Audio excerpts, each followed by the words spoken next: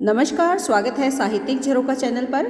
आज हम करेंगे हिंदी व्याकरण का एक विशेष टॉपिक सर्वनाम। तो आइए देखते हैं कि सर्वनाम का अर्थ क्या है और इसके कितने भेद होते हैं। देखिए, सबसे पहले अगर इसकी अर्थ की बात करें तो सर्वनाम का क्या अर्थ है। देखिए, दो शब्दों के मेल से बना है, सर्व और नाम। सर्व का मतलब क्या है? सबका, सबका नाम, यानी सबके नाम को हमें यहाँ पर ध्यान में रखना है। तो इसी संदर्भ में हम इसके अर्थ को समझने का प्रयास करेंगे। संज्ञा के स्थान पर प्रयुक्त शब्दों को सर्वनाम कहते हैं, यानी सबके नाम के स्थान पर जिस शब्द को हम प्रयोग करते हैं उसे हम क्या कहेंगे? सर्वनाम। ये वाक्य में संज्ञा शब्द की पुनरावृत्ति को रोकते हैं। पुनरावृत्ति का मतलब होता है बार बार लिखना।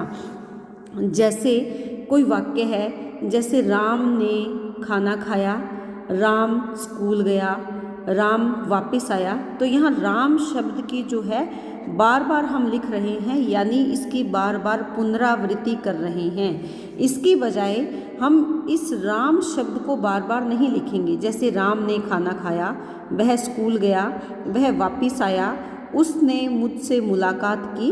तो यहाँ पर हम क्या कर रहे हैं? राम शब्द को बार बार नहीं लिखेंगे। और ये कब होगा? जब हम सर्वनाम का प्रयोग करेंगे। तो इसका साधारण सा अर्थ क्या है कि संज्ञा के स्थान पर प्रयुक्त शब्दों को हम क्या कहते हैं? सर्वनाम कहते हैं। ये वाक्य में संज्ञा शब्द की पुनरावृत्ति को रोकते हैं। ये बात आपको ध्यान में रखनी है। उदाहरण देखिए, मैं, तुम, आप, वह, यह, क्या, कुछ, कौन। ये क्या है? ये सर्वनाम है। सर्वनामों का प्रयोग भाषा की सुंदरता, सरलता और संक्षिप्तता के लिए किया जाता है। सर्वनाम के अभाव में वाक्य में बार बार संज्ञाओं के प्रयोग से भाषा अटपटी लगती है। संज्ञाओं का प्रयोग यानी किसी भी व्यक्ति, वस्तु या स्थान के नाम का हम अगर बार बार प्रयोग करते हैं तो वो भाषा अटपटी हो जाती है। उसको सुंदर बनाने के लिए, सरल बनाने के लिए, उसको छोटा, संक्षिप्त यानी छोटा रूप देने के लिए, अपनी बात को कम शब्दों में अभिव्यक्त करने के लिए हम सर्वनामों का प्रयोग करते हैं। और सर्वनाम मुख्यतः कौन कौन से हैं? जैसे मैं, तुम, आप, वह, यह, क्या, कुछ, कौन। ये शब्द क्या है? ये सर्वनाम है। अब हम जानते हैं कि सर्वनाम के भेद कितने हैं। देखिए, सर्वनाम के 6 भेद होते हैं। 6 भेद कौन कौन से हैं? पहला क्या है? पुरुषवाचक सर्वनाम, जिसे पर्सनल प्रोनाउंस भी कहते हैं। इसमें मैं, हम, तुम, तू, आप, वह, यह, आप, ये क्या है? पुरुषवाचक सर्वनाम है। दूसरा सर्वनाम कौन सा है? निश्चयवाचक, जिसको हम डेमोन्स्ट्रेटिव प्रोनाउन भी कहते हैं। यह जो निकट अगर है तो यानी यह निकटवर्ती के लिए, निकट यानी पास, हमारे पास कुछ है, उसके लिए हम यह का प्रयोग करते हैं। वह जो हमसे दूर है लेकिन निश्चित है वो कि है, आशंका नहीं है, तो इसको हम क्या कहेंगे? अगर नज़दीक के लिए हमें प्रयोग करना है तो वो यह करेंगे, और दूर के लिए करना है तो वह शब्द का प्रयोग हम करेंगे। तीसरा क्या है? अनिश्चयवाचक। अनिश्चय का मतलब क्या है? Indefinite pronoun. इनडेफिनेट का मतलब या अनिश्चय का मतलब क्या है? कि वो पूर्णतः प्रमाणिक नहीं है। तो इसको हम क्या कहेंगे? जैसे कोई, किस सर्वनाम से हम इसको जानेंगे? जहाँ पर कोई शब्द का प्रयोग होता है। कोई ये प्राणीवाचक हो सकता है, क्या ये अप्राणीवाचक है, यानी कोई कुछ कर रहा है। कोई यानी कोई व्यक्ति है जो कुछ काम कर रहा है। क्या क्या है? अप्रमाणीवाचक है, यानी क्या कर रहा है, उसकी क्रिया क्या है, क्या कर रहा है, उसके बारे में हमें कुछ निश्चय नहीं है, यानी अनिश्चयवाचक उसे सर्वनाम कहते हैं। चौथा यहाँ पर क्या है? प्रश्नवाचक। इंटेरोगेटिव जो प्रोनाउंस होते हैं उनको क्या कहेंगे? ये क्या है? प्रश्नवाचक सर्वनाम है, जहाँ पर प्रश्न का प्रयोग किया जाता है। किसी भी वाक्य में जब कौन, क्या, कैसे, ये शब्द जहाँ पर आ जाते हैं तो ये कौन सा सर्वनाम हो जाता है? प्रश्नवाचक सर्वनाम। पांचवा क्या है? संबंधवाचक सर्वनाम, रिलेटिव प्रोनाउंस। ये कौन से होते हैं? जो संबंध दिखाते हैं। एक वाक्य का दूसरे उपवाक्य के साथ जो, सो ये कहाँ प्रयोग होते हैं? जहाँ पर संबंधवाचक सर्वनाम का प्रयोग किया जाता है। छठा कौन सा है यहाँ पर? निजवाचक। निज यानी रिफ्लेक्सिव प्रोनाउंस। निज यानी अपना, अपने आप के बारे में जब हमें कुछ बताना हो, स्वयं के बारे में, खुद, तब किस सर्वनाम का प्रयोग किया जाता है? निजवाचक सर्वनाम का प्रयोग किया जाता है। अब हम इन भेदों को विस्तार से जानने का प्रयास करेंगे। सबसे पहला हमने भेद क्या किया था? पुरुषवाचक सर्वनाम। देखिए, पुरुषवाचक सर्वनाम के भी 3 भेद होते हैं। पुरुषवाचक कौन है? बोलने वाला, सुनने वाला या किसी अन्य व्यक्ति के लिए जिन सर्वनामों का प्रयोग होता है उसे क्या कहेंगे? पुरुषवाचक सर्वनाम कहते हैं। बोलने वाला कौन है? जैसे मैं बोल रही हूँ। और सुनने वाला कौन है? आप सुन रहे हैं। हम बात किसकी कर रहे हैं? मान लीजिए किसी रामायण के प्रसंग की बात कर रहे हैं या राम की बात कर रहे हैं। मैं बोल रही हूँ, आप सुन रहे हैं। हम किसी अन्य विषय की बात कर रहे हैं या ये किसी अन्य की बात कर रहे हैं, तो वो क्या है? अन्य व्यक्ति। तो यहाँ पर इसी आधार पर पुरुषवाचक जो सर्वनाम है उसके 3 भेद भी या 3 प्रकार भी माने गए हैं। सबसे पहला क्या है? उत्तम पुरुषवाचक सर्वनाम, जिसे हम फर्स्ट पर्सन प्रोनाउन भी कहते हैं। जिन सर्वनामों का प्रयोग बोलने वाला या लिखने वाला अपने लिए करता है, जैसे कि मैं बोल भी रही हूँ, आपको बढ़ा रही हूँ, तो मैं यहाँ पर क्या हूँ? उत्तम पुरुष, यानी फर्स्ट पर्सन कौन है? वो मैं हूँ। उसे हम क्या कहेंगे? उत्तम पुरुषवाचक सर्वनाम कहते हैं। इसकी पहचान जहाँ पर मैं आता है, मैं, मेरी, हम, हमारे, मुझको, हमने, मैंने, ये शब्द किसकी पहचान है? पुरुषवाचक सर्वनाम की पहचान है। दूसरा क्या है? मध्यम पुरुष। मध्यम पुरुष यानी सुनने वाला। वो कौन? जैसे आप सुन रहे हैं, इस वीडियो को सुन रहे हैं, तो आप क्या है? सेकंड पर्सन है, यानी मध्यम पुरुष है। तो यहाँ पर कौन सा सर्वनाम प्रयोग किया जाएगा? मध्यम पुरुषवाचक सर्वनाम। जिन सर्वनामों का प्रयोग बोलने वाला, वक्ता या लिखने वाला सुनने वाले या पढ़ने वाले के लिए करता है। आप सुन भी रहे हैं और आप पढ़ भी रहे हैं, उन्हें क्या कहेंगे? मध्यम पुरुषवाचक शब्द या मध्यम पुरुषवाचक सर्वनाम कहते हैं। इसके लिए कौन से शब्द प्रयोग किए जाते हैं? जैसे तुम, आप, तुम्हारा, तुमको, आपने, ये शब्द जहाँ पर आते हैं वहाँ कौन सा सर्वनाम होता है? मध्यम पुरुषवाचक सर्वनाम। तीसरा क्या है? अन्य पुरुषवाचक सर्वनाम, यानी थर्ड पर्सन, जिसकी हम बात करें। जिन सर्वनामों का प्रयोग वक्ता यानी बोलने वाला किसी अन्य व्यक्ति के लिए करता है उसे अन्य पुरुषवाचक सर्वनाम कहते हैं। जैसे यह, वह, वे, उसे, उसकी, उन्होंने, उसने, उन्हें, उनका आदि। तो यहाँ पर जैसे मैं कहूँ यह मैं आपको सर्वनाम पढ़ा रही हूँ, तो यह शब्द आ गया, तो सर्वनाम यहाँ पर क्या है? अन्य पुरुष में आ जाएगा, यानी थर्ड पर्सन कौन है या तीसरी जो चीज़ है वो क्या है? यह सर्वनाम है जिसकी हम बात कर रहे हैं। मैं बोल रही हूँ, मैं उत्तम पुरुष हूँ, आप सुन रहे हैं, आप मध्यम पुरुष है। जिसकी हम बात कर रहे हैं वो थर्ड पर्सन अन्य पुरुष में आता है। यहाँ पर एक बात आपको ध्यान देनी है कि तू सर्वनाम का प्रयोग अत्यंत निकटता या आत्मीयता प्रकट करने के लिए, अपने से आयु व संबंध में छोटे व्यक्तियों के लिए या कभी कभी तिरस्कार प्रदर्शन करने के लिए एवं ईश्वर के लिए भी किया जाता है। जैसे हे ईश्वर तू बड़ा निराला है, तो हमने किसका प्रयोग किया? तू सर्वनाम का प्रयोग किया है। तो ईश्वर हमारे लिए माननीय है, लेकिन हमने तू सर्वनाम का प्रयोग किया। या जैसे छोटे भाई बहन आपस में लड़ते हैं तो बड़ी बहन छोटे भाई को कहती है तू बहुत शरारती है, तो वहाँ पर किसका प्रयोग हुआ? तू सर्वनाम का प्रयोग हुआ। तो अत्यंत निकटता का संबंध या आत्मीयता का संबंध जहाँ पर होता है वहाँ पर तू सर्वनाम का प्रयोग किया जाता है। ये बात आप ध्यान में रखें। दूसरा क्या है? निश्चयवाचक सर्वनाम। देखिए नाम से ही स्पष्ट है, यानी जिस बात में निश्चय हो, निश्चित हो, जो वहाँ पर किसका प्रयोग करेंगे? निश्चयवाचक सर्वनाम का प्रयोग हम करते हैं।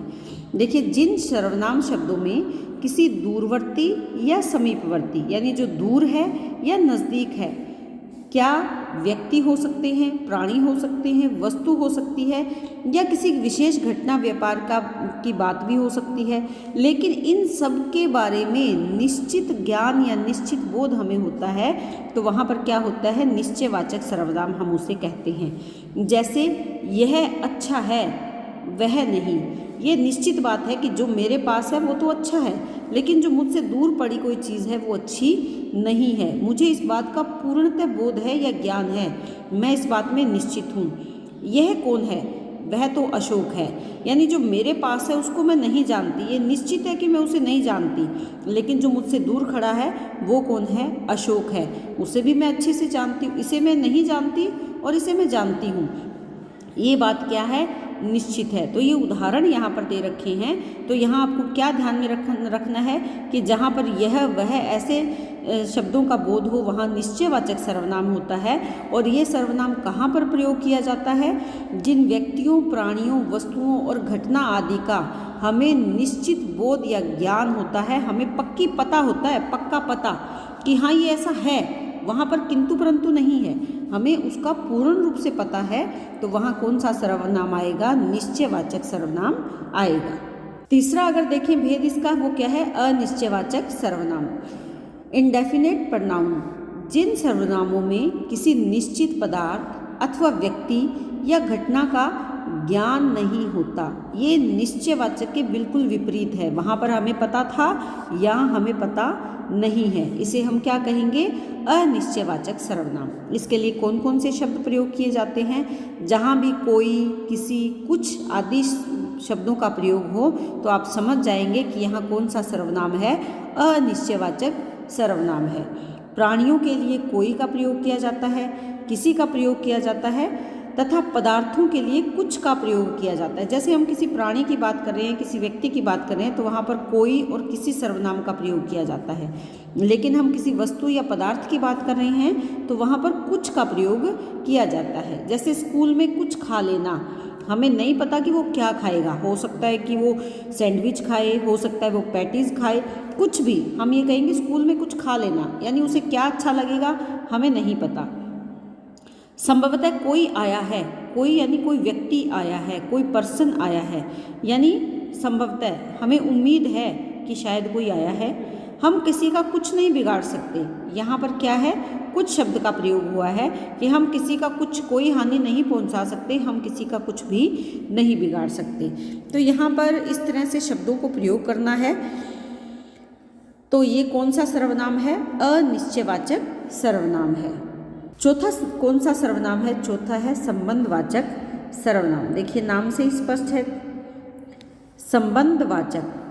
संबंध यानी जो किसी उपवाक्य में प्रयुक्त संज्ञा या सर्वनाम का अन्य संज्ञा या सर्वनाम के साथ संबंध प्रकट करे। संबंध यानी उनके साथ क्या उसका आपसी संबंध है, आपसी रिलेशन है, आपसी जुड़ाव है, उसको जो प्रकट करे उसे हम क्या कहेंगे, संबंधवाचक सर्वनाम। जैसे मेरी वह घड़ी खो गई है, मेरी, ये तो मुझे पता है कि मेरी घड़ी खो गई है। कौन सी घड़ी, वह घड़ी जो मुझे जन्मदिन पर मिली थी। तो वह किसके साथ जुड़ रहा है, जो के साथ, कि मेरी वह घड़ी जो मुझे जन्मदिन पर मिली थी। इन दोनों वाक्यों को जोड़ने का काम कौन कर रहा है, मेरी वह घड़ी, ये तो वाक्य हो गया। उपवाक्य कौन सा है, जो मुझे जन्मदिन पर मिली थी। इन दोनों को कौन जोड़ रहा है, तो यहाँ पर वह और जो दोनों आपस में जोड़ने का प्रयास कर रहे हैं, बात को पूरा करने का प्रयास इनसे हो रहा है या इनसे बात को पूर्णता मिल रही है। तो यहाँ पर संबंध दिखाने वाले सर्वनाम कौन से हैं, वह और जो। जैसा करोगे वैसा भरोगे, यानी जैसा हम काम करेंगे वैसा ही हमें फल मिलेगा। तो यहाँ पर कौन से सर्वनाम है, जैसा और वैसा। जिसकी लाठी है भैंस भी उसी की है, तो जिसकी लाठी भैंस किसकी है, उसी की। तो जिसकी लाठी को कौन जोड़ रहा है, उसकी भैंस। जिसकी और उसकी दोनों सर्वनामिक शब्द इस पूर्ण वाक्य को पूर्ण कर रहे हैं। जो परिश्रम करेगा वह सफल होगा, यानी सफल कौन होगा, जो परिश्रम करेगा। तो जो और वह यहाँ पर क्या है, संबंधवाचक सर्वनाम है। जिसको आपने बुलाया था वह आया है। कौन आया है? जिसको आपने बुलाया था। यानी दोनों जो यहाँ पर शब्द हैं सर्वनाम है, ये आपस में इस वाक्य को जुड़कर पूर्णता प्रदान कर रहे हैं। तो ये क्या है? संबंधवाचक, यानी एक वाक्य उसको पूर्णता करने के लिए किसी उपवाक्य का प्रयोग किया जाता है और उस उपवाक्य में जो भी संज्ञा या सर्वनाम है उसका अन्य संज्ञा या सर्वनाम के साथ संबंध इसमें प्रकट किया जाता है। उसे हम क्या कहेंगे? संबंधवाचक सर्वनाम। पांचवा जो इसका सर्वनाम है, पांचवा जो प्रकार है वो क्या है? प्रश्नवाचक सर्वनाम। जिन सर्वनामों से किसी व्यक्ति, प्राणी, वस्तु, क्रिया, व्यापार यानी कार्य आदि के संबंध में प्रश्न का बोध हो, उन्हें क्या कहेंगे? प्रश्नवाचक सर्वनाम कहते हैं। तो आपको क्या ध्यान में रखना है कि किसी व्यक्ति, प्राणी, वस्तु या कार्य आदि के संबंध में प्रश्न जहाँ निकल कर आए उसे प्रश्नवाचक सर्वनाम कहते हैं। व्यक्ति या प्राणी के संबंध में प्रश्न करते समय कौन, किसे, किसने का प्रयोग किया जाता है, जबकि वस्तु या किसी क्रिया व्यापार, क्रिया व्यापार का मतलब है कार्य के संबंध में जब हम प्रश्न करते हैं तो क्या और कब आदि का प्रयोग किया जाता है। जैसे उदाहरण दे रखे हैं, देखो बाहर कौन आया है। तो कौन यहाँ पर क्या है? प्रश्न उत्पन्न कर रहा है। तो ये कौन क्या है? प्रश्नवाचक सर्वनाम है। हम सब घूमने जा रहे हैं, घर पर कौन रहेगा? तो यहाँ पर कौन फिर से आया है, तो कौन रहेगा से तात्पर्य क्या है कि ये भी प्रश्नवाचक सर्वनाम है। या वो घर पर कब आया या वो घर पर कब आई, इस तरह से भी हम इसको बना सकते हैं। क्या जो प्रश्न है, तुम क्या कह रहे हो या तुम क्या लेकर आए हो, तो इस तरह से क्या जो है ये भी प्रश्नवाचक सर्वनाम है। तुम कब आए, कब समय का बोध करवा रहा है, तो हमें पता चल रहा है कि यहाँ पर कौन सा सर्वनाम है? प्रश्नवाचक सर्वनाम है। नाम को आप समझो प्रश्नवाचक। तो प्रश्न कहाँ आते हैं? जहाँ कौन, कब, क्या, कैसे, किसने, तुम्हें ये किसने दिया, तुम किससे मिले, तुम्हें कौन मिला, या तुम कौन हो, घर पर कौन रहेगा। इस तरह के जो प्रश्न बनते हैं जहाँ पर वाक्य के अंत में प्रश्नात्मक चिन्ह आ जाता है, वहाँ पर कौन सा होगा? प्रश्नवाचक सर्वनाम होगा। और इसके लिए जो शब्द प्रयोग होते हैं कौन, किसे, किसने, क्या और कब, ये आप ध्यान में रखेंगे। छठा जो सर्वनाम है वो कौन सा है? निजवाचक। नाम से स्पष्ट है, निज यानी अपना, बोध करवाने वाला, वाचक यानी बोध करवाने वाला। किसका बोध? अपना बोध करवाने वाला जो सर्वनाम है उसे हम क्या कहेंगे? निजवाचक। जिनका प्रयोग बोलने वाले द्वारा स्वयं अपने लिए किया जाता है। स्वयं यानी खुद के लिए किया जाता है और वो खुद ही करता है। जैसे स्वयं, खुद आदि शब्द जहाँ पर आते हैं वहाँ पर कौन सा होगा? निजवाचक सर्वनाम। जैसे हमें अपना कार्य स्वयं करना चाहिए, ऐसे भी आ सकता है हमें अपना कार्य खुद करना चाहिए। मैं अपना कंबल ले जा रहा हूँ। किसका कंबल? अपना कंबल ले जा रहा हूँ, यानी मेरा खुद का ही है ये जो मैं लेकर जा रहा हूँ। हम अपने देश के लिए बलिदान करने को तत्पर है, किसी और के लिए नहीं बल्कि मेरे खुद के देश के लिए, अपने देश के लिए बलिदान करने के लिए मैं स्वयं आ जाऊँगा, मैं खुद आ जाऊँगा या मैं स्वयं आ जाऊँगा। तो यहाँ हम अपने बारे में ही बता रहे हैं, किसी अन्य व्यक्ति, वस्तु, स्थान के बारे में नहीं बल्कि खुद के बारे में ही हम बता रहे हैं। अपनी ही बात अपने ही द्वारा कही जा रही है। तो वहाँ कौन सा सर्वनाम होगा? निजवाचक सर्वनाम। तो ये आज हमने व्याकरण का एक टॉपिक किया जिसका नाम है सर्वनाम। उम्मीद करती हूँ कि आपको ये समझ में आया होगा। अगर हाँ तो प्लीज़ मुझे कमेंट करके ज़रूर बताएं। अगर इसमें कुछ ऐसी समस्या है जो आपको नहीं आ रही तो वो भी कमेंट बॉक्स में ज़रूर डालें। बहुत बहुत धन्यवाद।